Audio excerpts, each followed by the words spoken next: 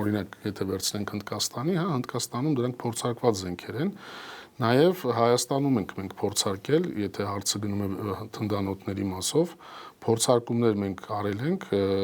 այո, հա, մենք պատերազմ Հայաստանը տվյալ զենքերով չի պատերազմել, բայց դա չի նշանակում, որ այդ զենքերը անորակ զենքեր են։ Այդ զենքերը շատ բարձր մակարդակի, դա նոր սերնդի զենքեր են, 155 մմ-անոց զենքեր, թնդանոթներ են, այսինքն իրանք շատ արդյունավետ եւ բարձր որակի, նախկինում մեր ունեցած թնդանոթները, օրինակ վերցնենք D30-ը, հա, որ վարչապետը մի քանի անգամ ասել է, որ նոր թնդանոթներ են, հա, եկեք հասկանանք ինչու, որովհետեւ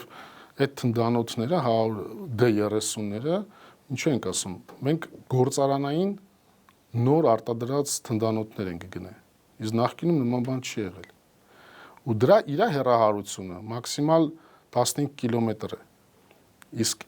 այսօրվա դրությամբ այն թնդանոթները, որ մենք ունենք ու ձեռք ենք բերել, իրանց հեռահարությունը մինչև 35-40 կիլոմետր հեռահարության վրա են աշխատում։